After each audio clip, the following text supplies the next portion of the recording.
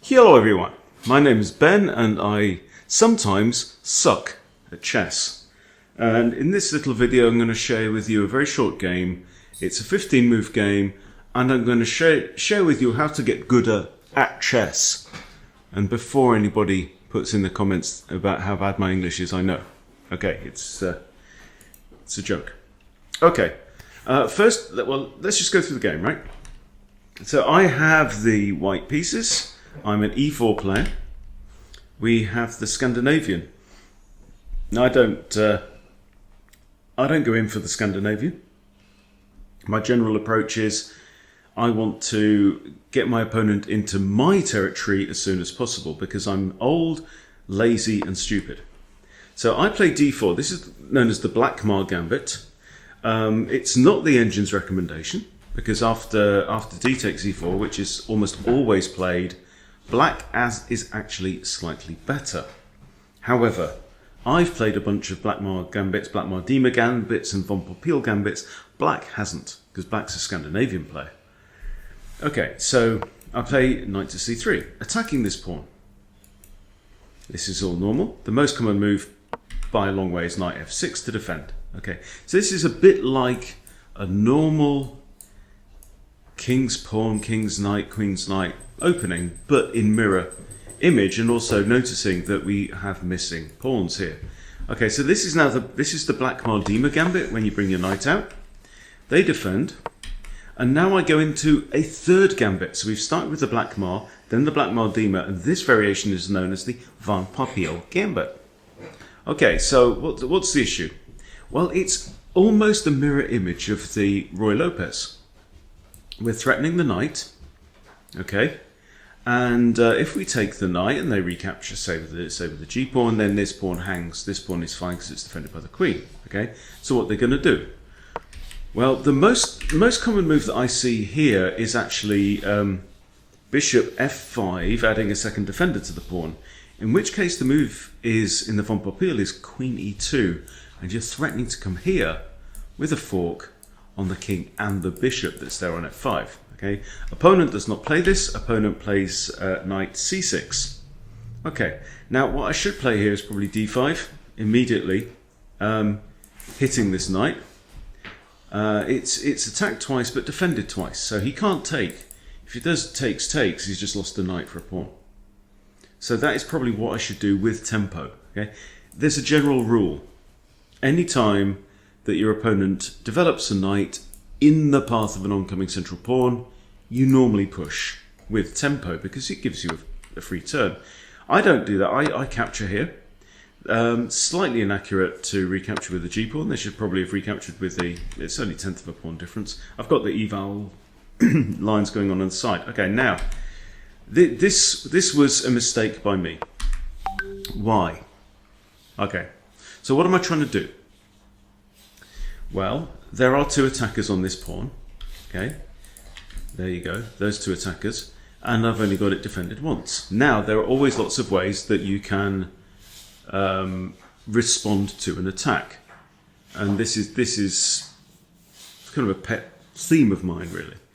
The best move here, just you have to remember where we are. We're in the opening phase of the game, therefore our default should be to develop, right? Can I develop and protect the pawn?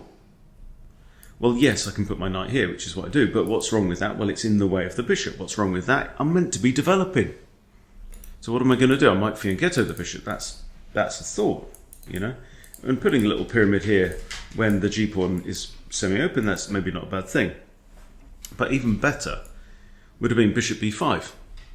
Get the bishop out of there and pin one of the attackers.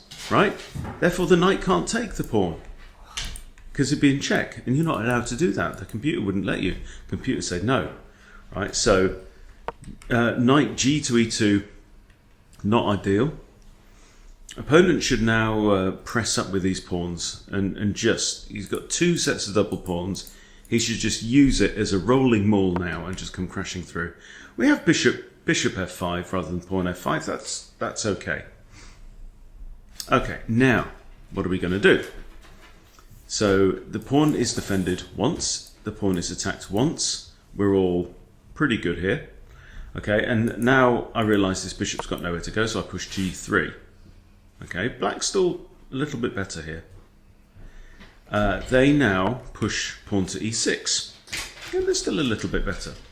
Okay, so I fianchetto the bishop, adding a second attacker to e4. Opponent does what I didn't do. Yeah, pins one of the attackers. Now, again, responding to attacks. You know, my knight is now pinned. With all these double pawns here on black side, there is quite a lot of space. There's a lot of lines, you know, around the board. So I'm thinking if I can encourage my opponent to take here, I'll probably recapture with a knight. Again, putting two attackers on here. This bishop can stay where it is. It doesn't have to come out. So I now push pawn to a3.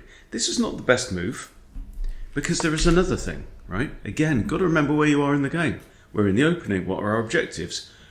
Develop our minor pieces normally first, right? Get the queen off the back rank, connect the rooks, castle the king. Okay, get the king to safety.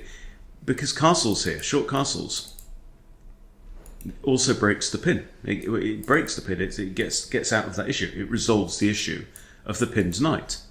And then the knight is once again defending this. And then if he wants to take, again, I can take back with that knight. So that's all good. I don't do that again. Slightly, you know, inaccurate play. And this is the point.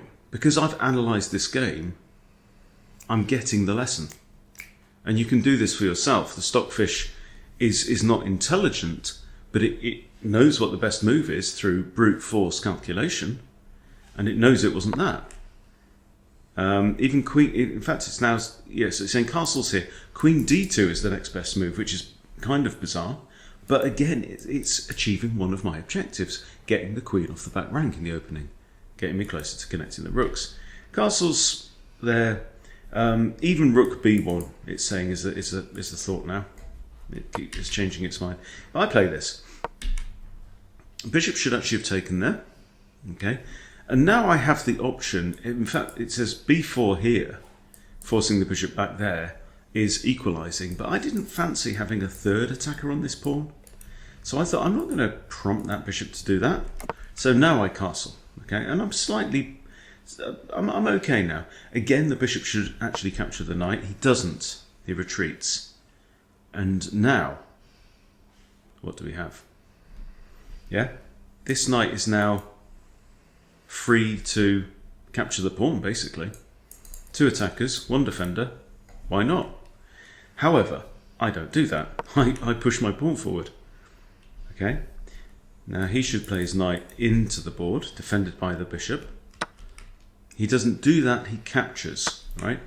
Because I see that it's got two attackers, two defenders. Now, I figure if he takes, I could take with a knight, but I'll probably take with a queen, because these pawns are definitely a liability, plus my opponent hasn't castled, right? So there's a general principle. When your opponent hasn't castled, you have bust open the centre.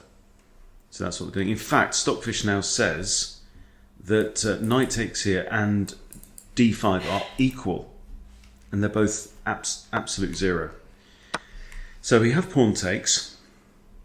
Computer says knight should take. I take with a queen. And now we should trade queens, which we do. Okay. And now, I actually thought black should long castle here. Right? And give up this pawn. Because he is actually currently a pawn up anyway. And he has the bishop pair. So he's okay. And I was also thinking I might take this bishop. I was in two minds at this point, expecting long castles, putting pressure on the knight. And I thought maybe I'll take the bishop and leave him with kind of broken pawns around the place, and he doesn't have the bishop pair. So we will enter the endgame, currently with him still a pawn up, but with clunky pawns for sure. But he doesn't do that. He plays this move. And now what would you play here as white? Remember, my opponent here is rated 1349 at the start, so you know, if you're there thinking 1300 rated blitz players are unassailable, they ain't. Okay, so the move here is knight takes f6 check with a fork on king and bishop, and my opponent actually then abandons the game and doesn't even resign. So it's a fine game. It's a fun little game. The point is that even though this is a short 5-minute blitz, 15-move skirmish, I've been able to, by going through the analysis, I've been able to gain, 4 or 5 good lessons from that. And I know what they are. And I've relayed them to you. And we need to learn these lessons, not just once. We need to learn these lessons many, many times, right? So number one tip for getting good at chess is simply play a game, analyze. Play a game, analyze. Not play, new game, new game, new game, right? Simple as that. Simple as that. You know, the things that I've outlined to you in this game, yes, I won, but I was a bit lucky. I got a bit lucky. My opponent blundered at the end here. At this point, if he'd long castled, he'd have been all right. So the computer's actually saying I should bring this knight up the board, or I can take here. You know, I am a tiny bit better either way. I'm going to regain my lost pawn, but you know, black has every chance to play on. He happened to blunder, but I could have done better here. This move, I'm still slightly better. No, I do apologise. Black is slightly better in every line. Black is slightly better in. I thought I was black here for a minute. No, black is slightly better whichever way we go. Primarily because he has the bishop pair in the end game with a wide open board. So there you go. If you want to improve, do it. That's what you do. You play a game and you do not hit that new 5-minute button. You hit game review every time, and I promise you, you will accelerate. Okay? That's all I have to say about that. Alright, thank you for watching, everybody. Good luck. See you soon.